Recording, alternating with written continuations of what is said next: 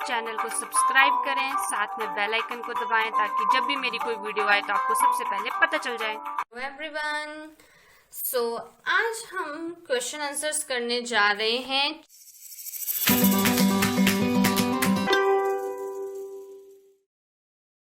Number 9 में, जिसमें हमने पढ़ी थी एक स्टोरी जिसका नाम था ही इज माई ब्रदर, जिसके बारे में मैंने आपको बताया था कि क्या उस स्टोरी में बोला गया है और उसके हर एक डिफिकल्ट वर्ड का मीनिंग बताया था। अगर आपने वो वीडियो नहीं देखी तो प्लीज उस वीडियो को देखना, वो आपको इसी चैनल के प्लेलिस्ट में मिल जाएगी जिसका नाम है क्लास 3 इंग्लिश।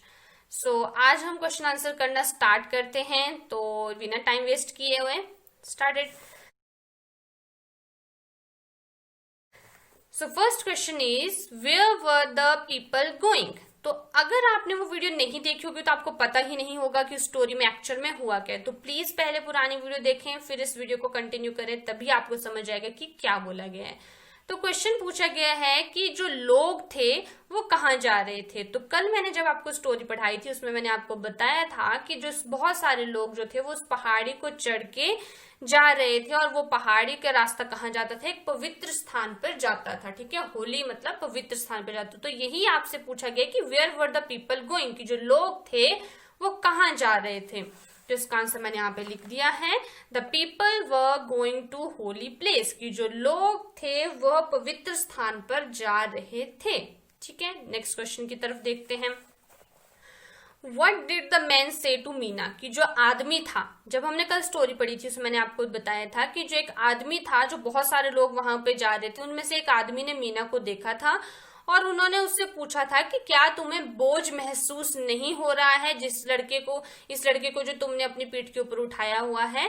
तो यही आपसे यहाँ पे पूछा गया कि व्हाट डिड द मैन से टू मीना, कि उस आदमी ने मीना को क्या कहा था। तो आप आंसर यहाँ से लिख सकते हो, he asked Meena if she was not feeling the load of the boy on her back, कि जो मीना है वो बोझ महसूस नहीं कर रही है जो लड़के को उसने अपनी पीठ के ऊपर उठाया हुआ है। ठीक है, आप इन क्वेश्चंस को वीडियो को पॉज करके लिख के फिर कंटिन्यू कर सकते हो। Next is why do you think Meena was carrying her brother, कि आपको क्या लगता है कि मीना ने अपने भाई को क्यों उठाया होगा, वो क्यों उसने कैरी किया होगा।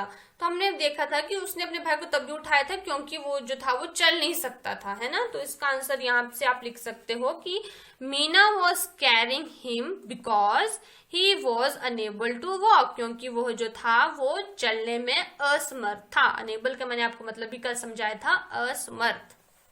नेक्स्ट क्वेश्चन की तरफ चलते हैं हम। तो ये हो गए इस स्टोरी के क्वेश्चन आंसर्स। आई होप कि आपको ये समझ आए होंगे। अब नेक्स्ट चलते हैं, चूज द करेक्ट आंसर। आपने सही आंसर को चूज करना है। What went up the hill, a path, a street, a road, a rail line. आपसे पूछा गया है कि जो हिल थी, मतलब कि जो पहाड़ी थी, उसके व्हाट वेंट अप द हिल, की जो पहाड़ी थी उसके ऊपर की तरफ को क्या जाता था। अ पाथ का मैंने आपको कल मतलब बताया था रास्ता। स्ट्रीट का मतलब हो गया कि एक कोई गली जाती थी। ठीक है, रोड कोई रोड जाता था, या रेल लाइन की रेलवे की कोई लाइन जाती थी। तो हमने कल चैप्टर में पढ़ा था कि जो हिल थी उसके ऊपर जाने के लिए एक रास्ता जाता था, जहां पे क्या था, एक पवित्र स्थान था। तो इसका आंसर क्या होगा, अ पाथ। ठीक है, नेक्स्ट क्वेश्चन की तरफ बढ़ते हैं। What is the name of the girl in the story, कि ये जो हमने इतनी स्टोरी पढ़ी उसमें जो लड़की थी उसका नाम क्या था। आपको ऑप्शन दिए गए सीमा, बीना, मीना और नीना। तो कल ही हमने स्टोरी पढ़ी थी, इतनी बार तो अभी हमने क्वेश्चन किया मीना मीना मीना। तो उस लड़की का नाम क्या था स्टोरी में, मीना था। नेक्स्ट क्वेश्चन आपसे पूछा गया है, हाउ ओल्ड वॉज मीना। तो आपसे पूछा गया कि मीना कितने साल की थी। आपसे बहुत बार पूछते हैं कि हाउ ओल्ड यू आर। ठीक है, तो आपसे यही पूछा गया कि how old was Meena,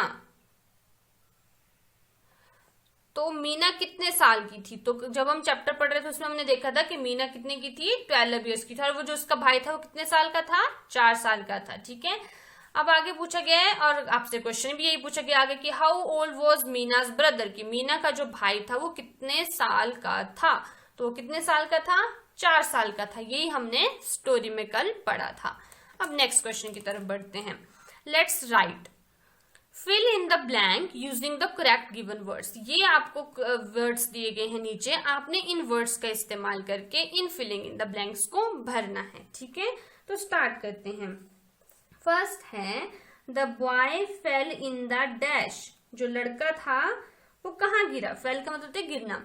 rat के ऊपर, सिप, बॉक्स, रग, कोट, डेन एंड पिट। तो लड़का कहाँ गिरा होगा? पिट में गिरा होगा। ठीक है, यहां से जो आपको लगता है कि जो शब्द सही लग रहा है आपको इस सेंटेंस के अकॉर्डिंग वो आपने लिखना है। ठीक है, तो लड़का कहाँ गिरेगा? पिट में गिरेगा, गड्ढे में गिरेगा। ठीक है, the boy fell in the pit, यहाँ पे इसका आंसर होगा पिट।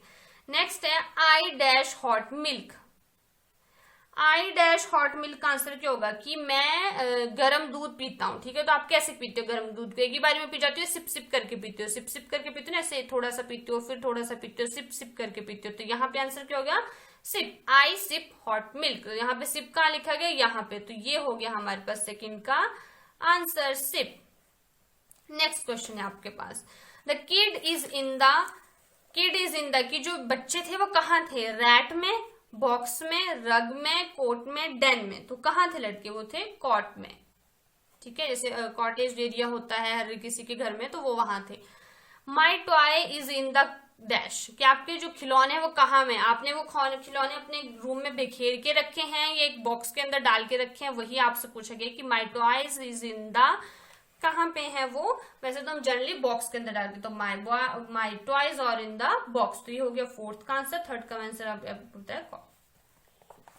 नेक्स्ट है the lion is in the dash, कि जो लाइन है वो कहाँ पे है? The lion is in the, कहाँ होगा वो? रैट में होगा, रग में होगा, डेन में होगा। वो अपने डेन में होगा। डेन का मतलब है गुफा। ठीक है, तो the lion is in the den. The cat ran after the, क्या? कि वो जो जो बिल्ली है वो किसके पीछे भागती है? वो किसके पीछे भागती है? वो रैट के पीछे भागती है ना। यहाँ पे आंसर आ गया rat. I sit on the rug. ठीक है, आप रग के ऊपर बैठते हो। तो ये हो गए हमारे क्वेश्चंस के आंसर। वैसे भी आपका लास्ट ऑप्शन यही बचा था, तो वही इसमें फिट होगा। तो यहाँ पे मैं आपको लिख देती हूँ, ये 6th का आंसर है, ये हमारे 7th क्वेश्चन का आंसर है, और ये हमारे 5th क्वेश्चन का आंसर है। ठीक है, नेक्स्ट क्वेश्चन की तरफ बढ़ते हैं। Next is fill in the blanks with the opposite of the underlined word given in the sentence। आपने जो है वो ब्लैंक जो दिए गए हैं आपको इन सेंटेंस के अंदर, इनको आपने फिल करना है with the opposite word underline. ये जो आपको जैसे इन लिखा है, रैन इन, तो आपने इसका अपोजिट, मतलब अपोजिट का मतलब विपरीत शब्द। ठीक है, हिंदी में जैसे विपरीत शब्द लिखते हैं या उल्टा शब्द आप बोल रहे हो। जैसे विपरीत का मतलब अगर दिन है तो दिन का उल्टा हो गया रात। तो जैसे आपने उस तरह से विपरीत शब्दों का इस्तेमाल करके यहाँ पे इनको फिल करना है। जैसे आपके पास फर्स्ट है the rat ran in when the cat ran. ठीक है, तो इनका मतलब होता है अंदर, तो इनका उल्टा क्या होगा? आउट। ठीक है, आउट मतलब कि बाहर। ठीक है, तो यहाँ पे इसका उल्टा आ गया out. The lion is big but the ant is big का मतलब होता है बड़ा, और बिग का उल्टा क्या होगा? छोटा, और बिग का उल्टा छोटा होता है जिसको इंग्लिश में बोलते हैं स्मॉल। ठीक है, तो lion is big but the ant is small. The giraffe has long neck but the owls are, कि जो जिराफ है उसकी क्या होती है? लंबी सी क्या होती है? गर्दन होती है। लॉन्ग का मतलब होता है लंबी। बट जो आउल्स होते हैं, वो जो उल्लू होते हैं, उनकी कैसी होती है? लॉन्ग का वैसे भी उल्टा क्या होता है? शॉर्ट। और उल्लुओं की जो गर्दन होती है वो भी कैसी होती है? शॉर्ट, मतलब कि वो छोटी होती है।